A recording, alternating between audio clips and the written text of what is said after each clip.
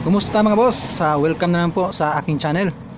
Ngayong araw na ito ay magde-demo setup na naman ho tayo gamit ang ating dalawang amplifier, dalawang crossover, isang equalizer, tsaka isang mixer. Yung amplifier natin mga boss ay si Tosundra Bel800 para sa sub natin. Sa ating mid-high naman mga boss ay si Yamaha P500S. Ating equalizer naman mga boss o yung ating mga processor, si DBX, ating equalizer na 231S na 31 band. Ating crossover na dalawa mga boss ay si itong si DBX 234XL. Ito yung gagamitin natin mga boss sa ating sub. Si DBX 234XS naman mga boss, ito is gagamitin natin ito sa ating mid-high. Maglulosam tayo mga boss sa ating sub. Itong gamitin natin sa sub. Itong si DBX naman na 234XS is ito yung gamitin natin sa mid-high. Is 2-way lang ho yung setup natin dyan. Pati si DBX na 234XL. Gagamitan natin ng auxiliary mga boss yung sa ating sub. Pangbahay setup yung i-demo natin ngayon mga boss.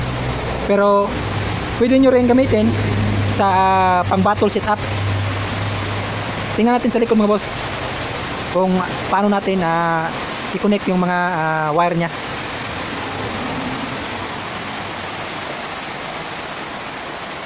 Maulan yung demo natin ngayon mga boss. Yan, lakas ng ulan. Dito tayo sa likod mga boss.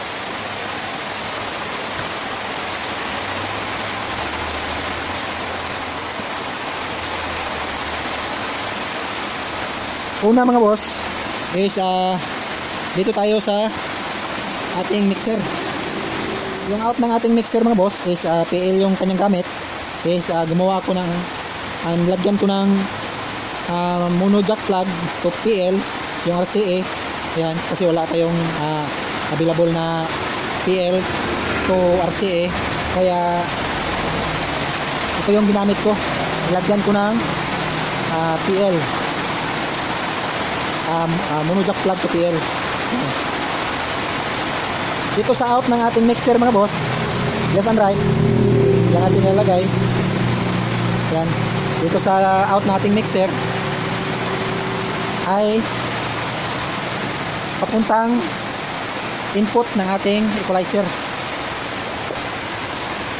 Dito, ito yung PL natin mga boss. Dito tayo sa ating equalizer, input ng ating equalizer mula sa output ng ating mixer. Yan. Ito yung gagamitin natin na mid-high mga boss. Ang idadaan natin sa ating mid-high, padadaanin natin sa equalizer saka sa crossover, itong nasa taas. Yung nasa gitna na crossover mga boss is ito lang yung gagamitin natin sa sub. Continue tayo mga boss. Dito tayo sa input nating equalizer, tapos yung output ng ating equalizer mga boss is papuntang crossover. Yan, may PL tayo, may XLR tayo. Itong output ng ating equalizer papuntang input ng ating crossover dito sa taas na crossover na ito, kasi ito yung gagamitin natin na mid-high. Itong output naman ng ating channel 2 ng ating equalizer mga boss, yan, papuntang input ng ating crossover sa channel 2. Yan, meron na tayo para sa mid-high natin mga boss, mula sa ating mixer to equalizer to crossover. Sunod naman mga boss ay yung ating para sa sub natin. Ito yung gagamitin natin sa sub mga boss, PL to XLR. Itong PL mga boss is para sa ating auxiliary sa ating mixer. Yan, ito yung auxiliary. Yan natin ilagay para sa ating sub. Tapos papuntang input ng ating pangalawang crossover mga boss para sa ating sub. Itong crossover na ito ay gagamitin natin sa sub.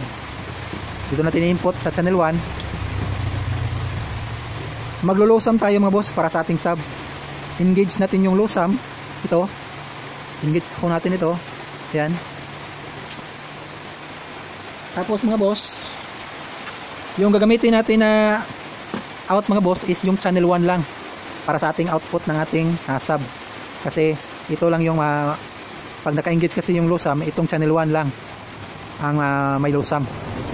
Pagkasamahin na yung dalawa, yung channel 1 tsaka channel 2 dito na sa channel 1.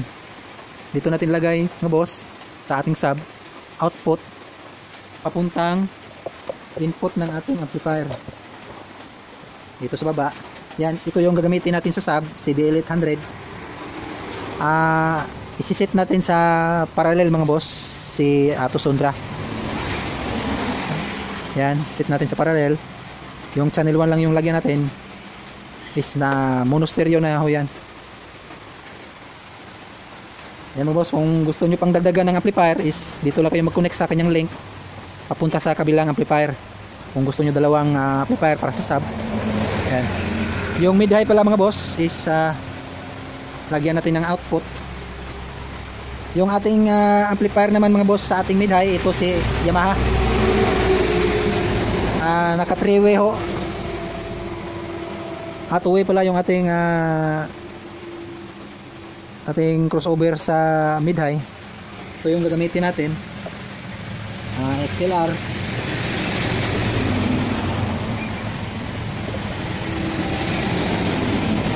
Ito yung gagamitin natin mga boss. XLR to XLR. Yan, kukonek natin dito sa out ng ating mid-high na crossover. Channel 1 dito sa high natin i-connect kasi naka-2-way yung crossover natin para sa ating mid-high. Channel 1 tsaka yung channel 2, yan, yung high lang yung gagamitin natin kasi naka 2-way setup tayo sa ating crossover. Ito na yung para sa ating amplifier mga boss. Channel 1, channel 2 dito pupunta sa ating amplifier sa mid-high mga boss. Set natin sa stereo mga boss yung ating amplifier sa mid-high. Yan, naka stereo na siya. Yan, i-connect natin. Ito yung sa channel 1, ito sa channel A.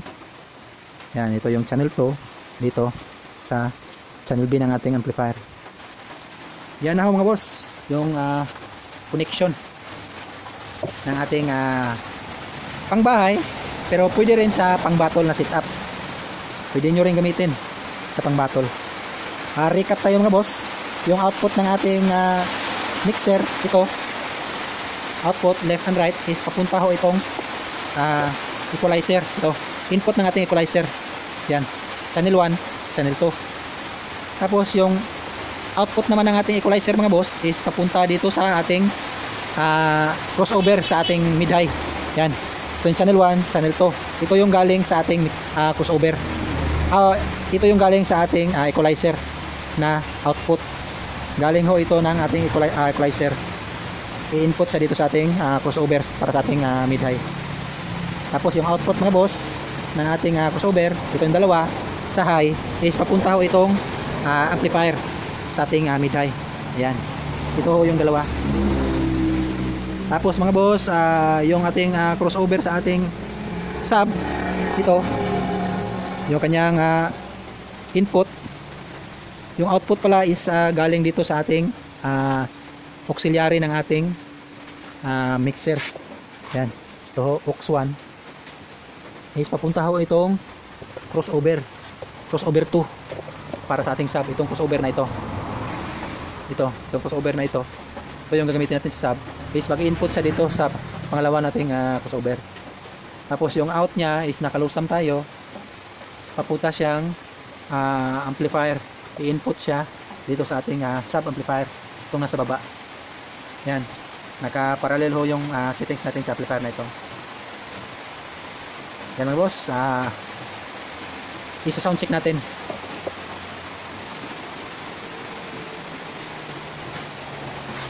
Ayan, on ho natin yung mixer mga boss. Ayan, so USB lang ho yung gamit natin. Mic card reader pala. Ayan.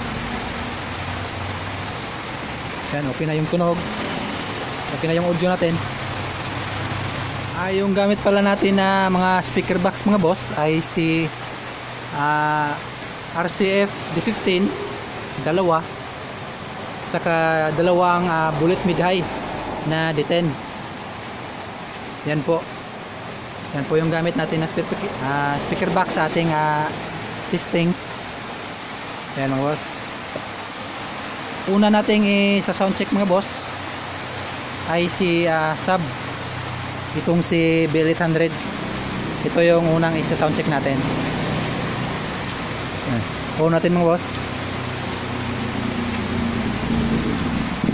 Pasensya na ho, maingay kasi malakas yung ulan. Yan. Sa sound check natin yung sub. Yan. On natin yung channel 1. Yan. Yung channel 2. Yan. May tulog na. Yan yung sub natin. Yung volume ng ating sub mga boss dito sa ating mixer is yung auxiliary. Itong si auxiliary. Ito yung kasi naka-auxiliary yung sub natin. Yan. Ito yung main volume natin sa ating sub. Kasi dito tayo nakakonect sa aux 1. Yan. Yan. Ito yung crossover ng ating sub mga boss. Itong itim na CDBX 34XL is naka-low-sum tayo, is itong channel 1 lang yung gagamitin natin. Kasi yung channel 2 at channel 1 is pinagsama na. Sinasaming na niya sa isang channel. Kaya ito yung output ng ating sub. Yan. Ito yung kanyang frequency. Yan, nilagay natin sa 140 is gapang yung kanyang sub. Lagay natin sa 240. Yan. Malaki yung kanyang sub. At matigas. Yan yung sub niya mga boss.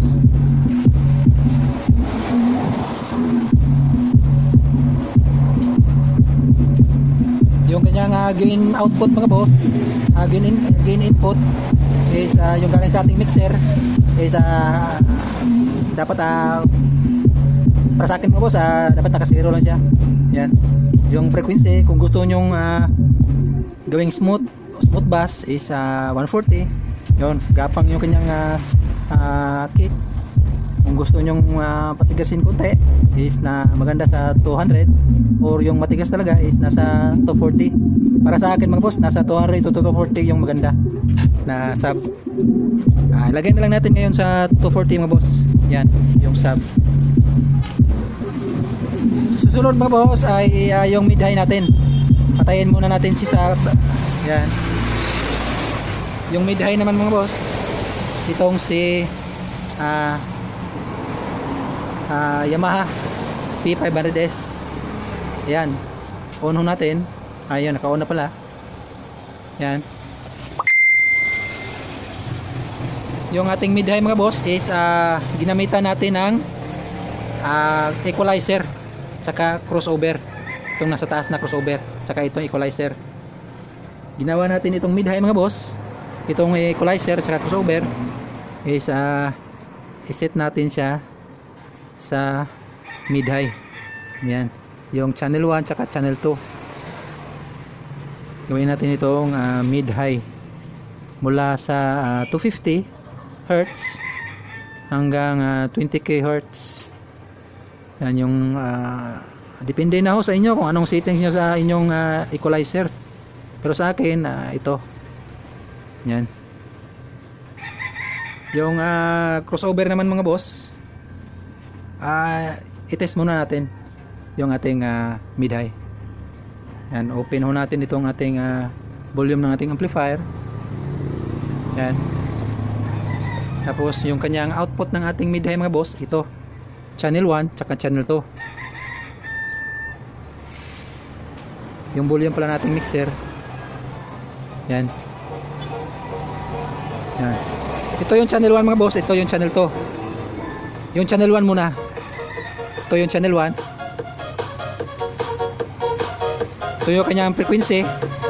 Sa akin mga boss, dito ito yung frequency. Mas maganda na sa 3.5K. Depende na rin ho sa inyo kung anong settings nyo. Pero sa akin, dito. Yan. Yan. Off muna natin yung channel 1. Yung channel 2 naman mga boss sa ating mid-high. Ito yung channel 2 niya mga boss.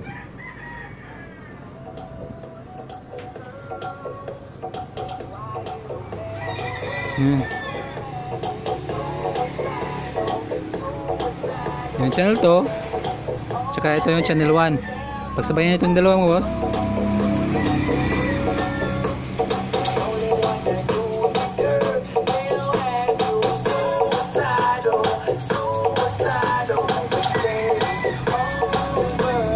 Yung frequency mga boss, kung ano yung settings nyo sa channel 1, dapat din yun din yung settings nyo channel 2. Ito ko nalagay sa 3.5K. Yan, yung kanyang frequency sa mid-high.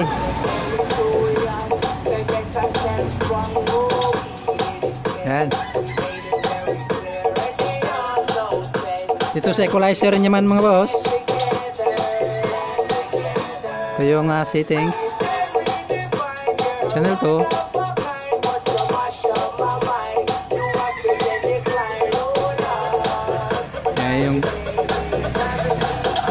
Pagsabayan ito yung dalawa mga boss, sama yung sub natin, itong crossover na ito.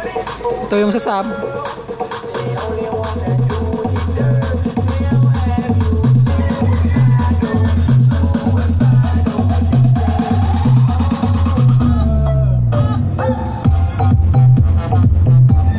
Yan mga boss.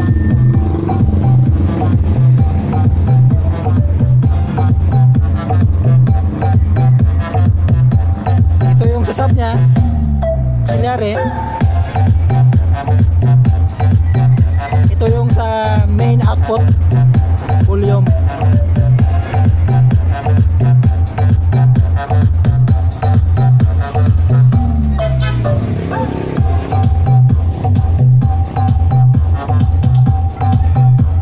Yan boss, yan ho yung setup ko na pambahay, pero pwede rin gamitin sa battle setup. Yan, ganda ng sub mga boss. Matigas na may ugong.